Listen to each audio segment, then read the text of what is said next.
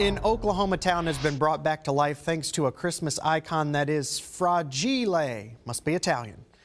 Chickasha, just southwest of Oklahoma City, is now known internationally due to a 50-foot leg lamp. That's where that reference comes from. That sits in the middle of town right now. The lamp got its fame from the movie A Christmas Story. And Fox 23 evening anchor Sarah Whaley shows us Chickasha is using its connection to the leg lamp to create a Christmas story of its own. This is a lamp. It was indeed a lamp. Now close to 40 years later, a massive statue of it sits right at the end of Main Street in Chickasha, Oklahoma. It's bringing visitors not only from across the state, but across the nation and beyond. It's interesting.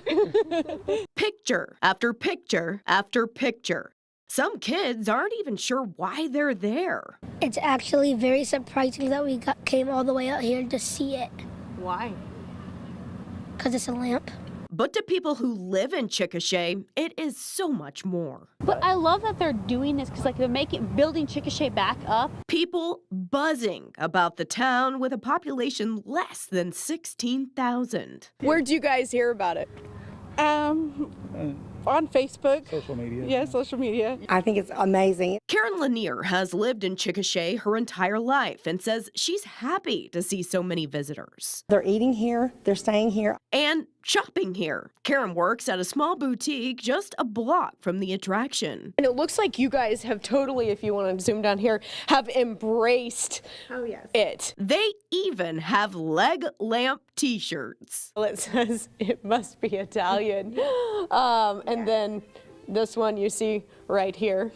And their storefront is a tribute to the Christmas story as well. We looked it up. The original lamp is just about 4 feet. So this one is more than 10 times that size. And we wanted to go a little further, so we crunched the numbers. We found that it would take more than 13 of those original lamps to reach the top of this one. Quite a sight. I even ran into green country folks who were in awe. We're from Sand Springs, Oklahoma. Tell me, what do you think of it? I think it's awesome. It's a lot of fun. Yeah. It was worth the trip, worth the drive over here to see it. So who came up with this grand idea? Meet Tim Elliott. I'm just a enthusiastic citizen that's been here all my life and want Chickasha to be better than every other town. He wanted a landmark to be known by and had no other reason for proposing the leg lamp other than he liked the movie. I could have been any one of those characters because I was the little boy dreaming about the BB gun because I've done that. I mean, I've been the dad.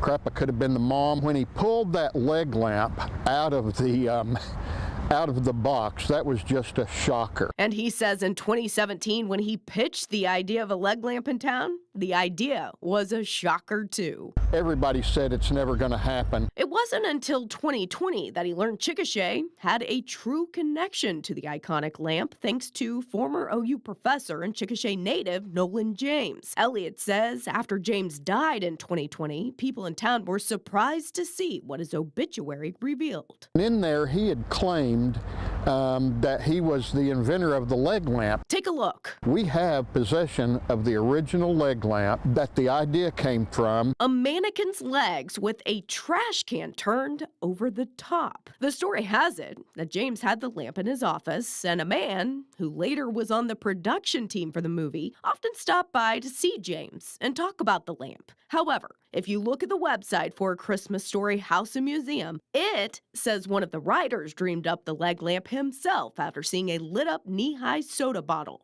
But Elliott says in Chickasha, they still believe the idea was James's. It's one of his students, so, I mean, he wanted credit for it but didn't get it.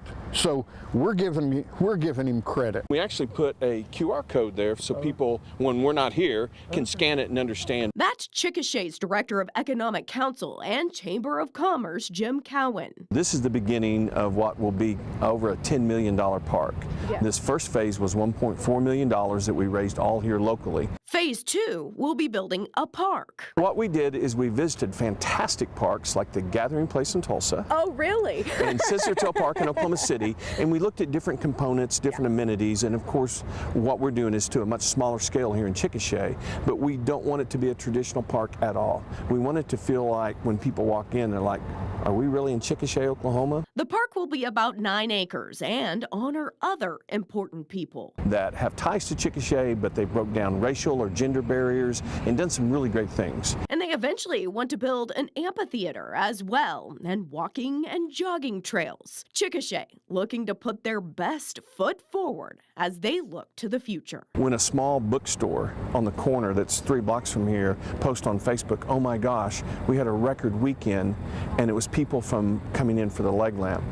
That's the story. Yeah. You look at this now. So What do you think? it reminds me of Eleanor Roosevelt, who said, never let anybody tell you no that doesn't have the ability to tell you yes. And the other one is Winston Churchill. Never, never, never give up. As you can tell, this town has really embraced this. In fact, they even have a bumper sticker. This really neat as well. It was made here locally by a company called Midwest Cooling. And I have to tell you, at more than 9,000 pounds, this thing is anything but fragile.